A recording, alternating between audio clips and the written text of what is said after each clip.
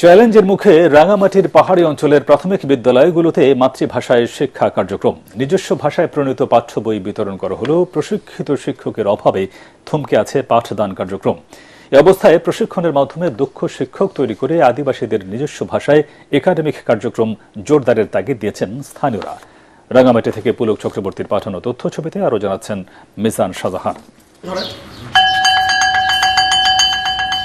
2017 সাল থেকে পার্বত্য চট্টগ্রামের শিশুদের মাতৃভাষায় প্রাথমিক শিক্ষা প্রদানের উদ্যোগ নেওয়া হয়।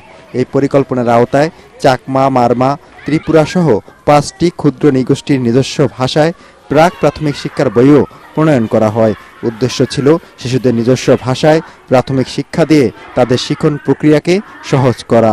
বাস্তবতা হলো 8 বছরেও আলোর মুখ দেখেনি পাহাড়ি ভাষায় পাঠদান।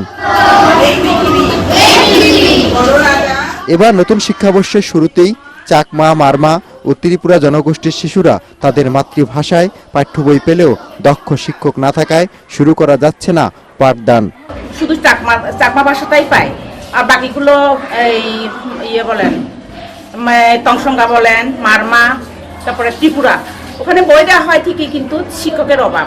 মাতৃভাষায় পাঠদানে দক্ষ শিক্ষক তৈরিতে সীমিত পরিসরে প্রশিক্ষণের ব্যবস্থা করেছে রাঙামাটি পার্বত্য জেলা পরিষদ।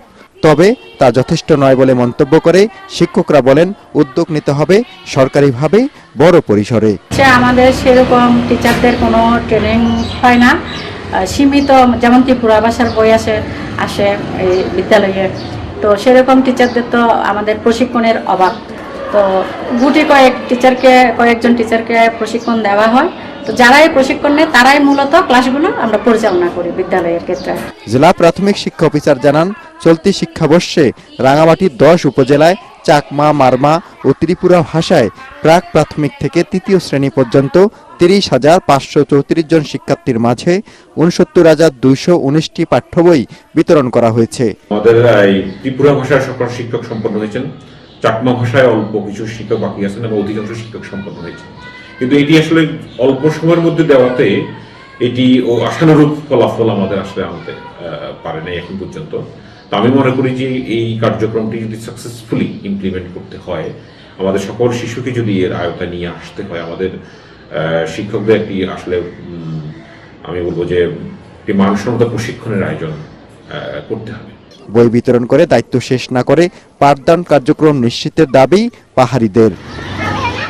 Bureau report, ATN Bangla.